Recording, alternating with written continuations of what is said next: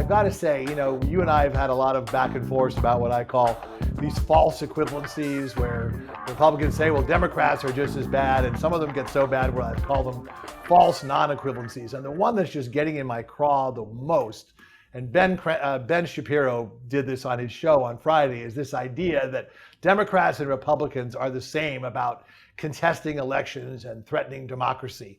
And what I always hear is, well, in 2000, they contested the election and said it was illegitimate. And in 2016, they said, well, don't vote for the Electoral College, don't make Trump the president. And so this person said this person said that. Yeah, that's all talk. There's been no action. Nobody held a riot at the White House or incite the riot meeting at the White House. No one has ever not accepted the results of election. Hillary Clinton conceded the election the night of, the next morning she was calling Donald Trump our president. Barack Obama had Trump to the White House within days. It's such a false equivalency. So, and I would turn around and I would say, give me one example where Democrats have actually legislated. Give me one example where, other than talk, they have gone around the country campaigning and saying, not only did I lose the election, but we need to get election deniers in there. Will you please admit that it's a false equivalency? I think it's a false equivalency to try to smear tens of millions of voters who voted for Trump and isolate them along with a few violent criminals who should be in jail. And I think that's wrong. I think that's a false equivalency. You are making a false equivalency between people. What I'm saying. Yes, you are. Because the Constitution has a process laid out where you can challenge a vote. In the Constitution. So Elise Stefanik and Josh Hawley, they were following the Constitution. And you are making a false equivalency by saying somehow that they were in the same camp with these violent assaulters. They're not what I said, and I Gary. Think that's putting words in my mouth. Yes, it is. No, it's not. Yes, it is. You're saying that anybody who had problems with the way that the 2020 election was administered is the same and endorses this violence. That's a false equivalency. That's not what I said. So I reject that. No, that's not what I said, Carrie. You can go back and listen to what I just said. What I said was that there's a difference between talking about things, threatening to do things, and then actually doing them. Now, you brought up the Elise Stefanik, Josh Hawley. There weren't Democrats after, there were those huge amounts of Democrats who not only voted against something, but then went around saying that the election wasn't valid. The main difference here is this was the first time in the history that the loser of the election did not respect the outcome. And as Mitch McConnell says, that's when our democracy goes into a death spiral, because then you can contest every election. And it wasn't just that he refused to concede, which every other person did. Gore did it, even Nixon in 1960. And by the way, people in the Eisenhower administration were encouraging him to contest the election because he had a really good case in Illinois with that whole Daley machine, But he said, no, democracy is more important. Al Gore said the same thing. He said, no, democracy is more important. Donald Trump did not say that. He threw it under the bus, and he's gone around since then campaigning, and he's gotten people in office or who are almost in office who are election deniers. It's a totally different thing. I never said people didn't have a right to protest, I never said that Josh Hawley and Elise Stefanik can't verbally contest the election, That's different than going around and enacting policies and trying to get people elected who are going to change the way votes are tallied.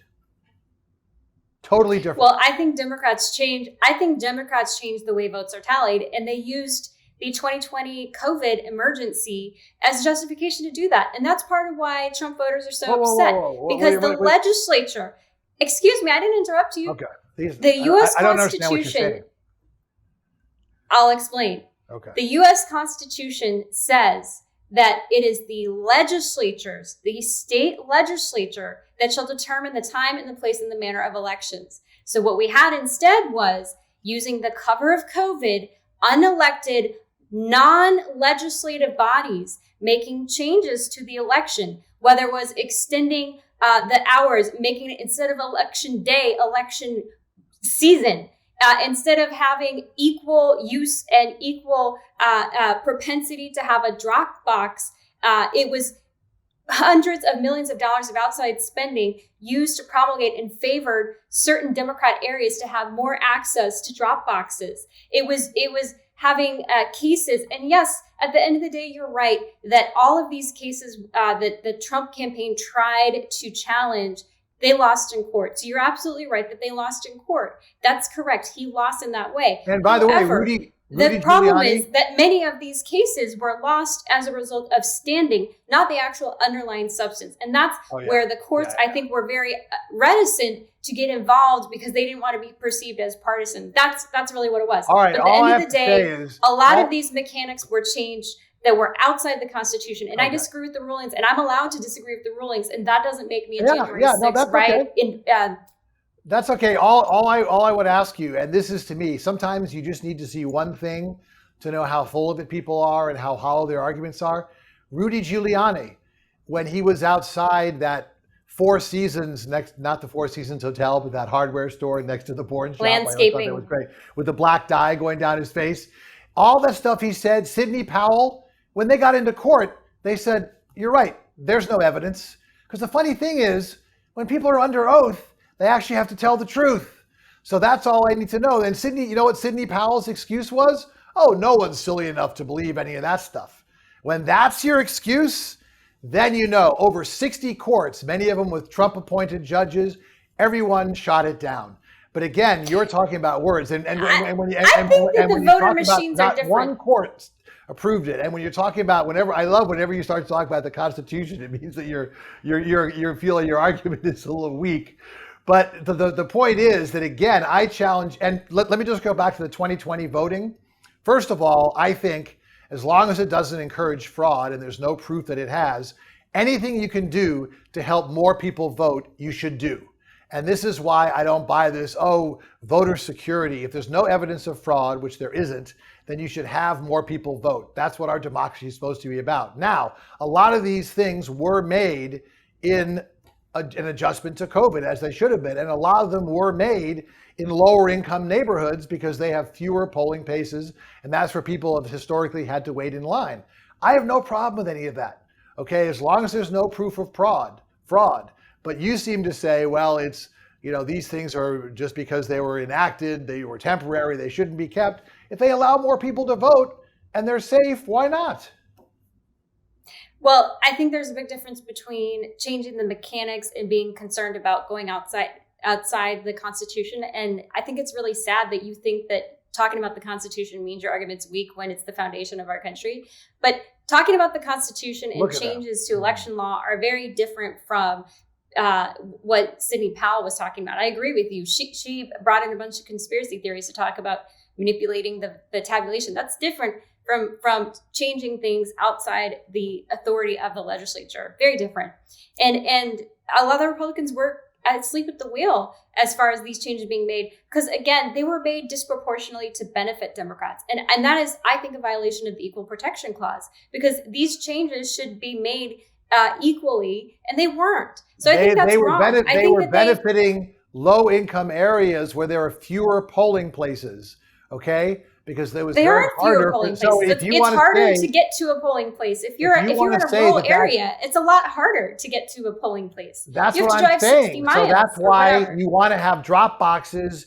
You want to have things like drive-through voting. You want to make it mail-in voting, which, by the way, a lot of these states have mail-in voting. They have this. They have the least fraud of any states. Okay, whether it's Utah, whether it's Colorado, and so again. But the bottom line is, I challenge you, unlike, nominating people who are election deniers.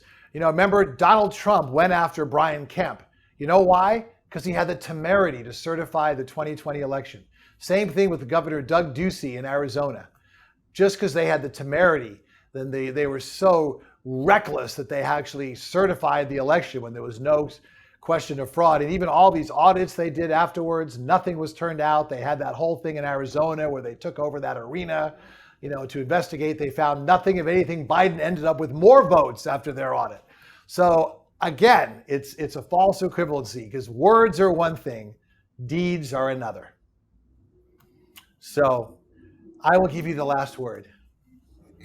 Well, yes, I think deeds like Stacey Abrams and all of the efforts she's been trying to push policy changes to back her election denial. She still refuses to concede that she lost. Terry McAuliffe in Virginia still refuses to concede that George W. Bush won the election in 2004. Yes, and he was trying to enact changes.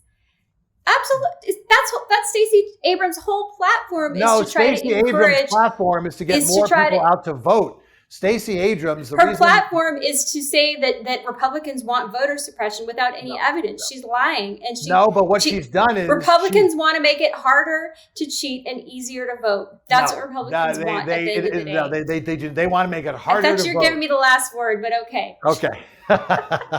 All right, fair enough. We will leave it there. That is another great show, folks. Thanks so much for joining us on another episode of Practically Political, as always, done with smiles and affection. I'm Dave Spencer. And I'm Carrie Sheffield. We'll catch you next time.